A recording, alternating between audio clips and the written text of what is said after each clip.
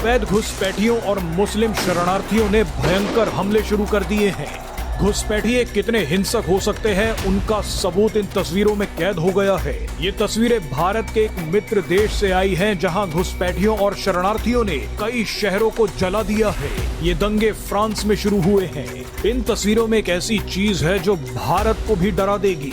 खतरा भारत पर भी आ सकता है।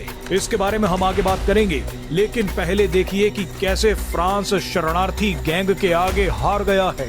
दरअसल फ्रांस में ये दंगे एक फुटबॉल मैच के बाद शुरू हुए हैं। मजे की बात देखिए कि इस फुटबॉल मैच में फ्रांस का सबसे मशहूर क्लब पेरिस सेंट जर्मेन ही जीता, लेकिन इसके बावजूद फ्रांस में ही दंगे शुरू हो गए। दरअसल जीत का जश्न मनाने की आड़ में हजारों शरणार्थी उग्र हो गए। इन शरणार्थियों को जीत के जश्न की आड़ में अपनी ताकत दिखाने का मौका मिल गया। आप ये जानकर हैरान हो जाएंगे कि पिछले साल भी फ्रांस में इसी मैच को लेकर दंगे हुए थे।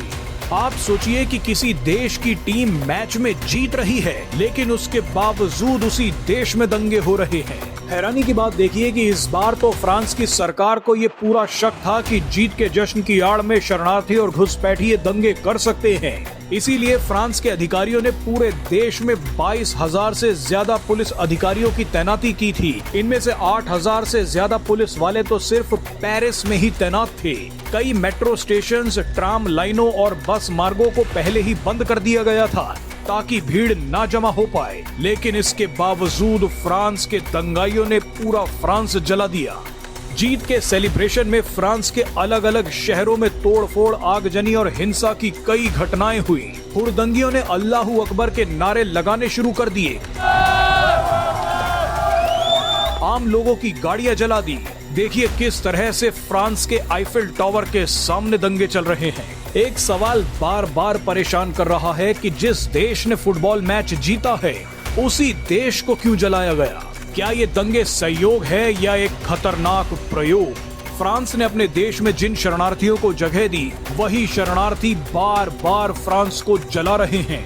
ये तस्वीरें दिखाती हैं कि शरणार्थी और घुसपैठिए कितने खतरनाक हो सकते हैं। हम आपको बता दें कि भारत में भी लाखों घुसपैठिए छुप कर बैठे हैं। आप याद कीजिए कि जिस समय भारत में सीएए कानून को लाने की बातें शुरू हुई थी, उस दौरान दिल्ली और उत्तर प्रदेश में किस तरह से दंगे किए गए थे। इन दंगों में हजारों रोहिंग्याओं और बांग्लादेशियों का इस्तेमाल किया गया था। दिल्ली और उत्तर प्रदेश में जमकर पत्थरबाजी की गई थी। ऐसे में भारत सरकार को एक एक शरणार्थी और घुसपैठिए को देश से निकालना होगा।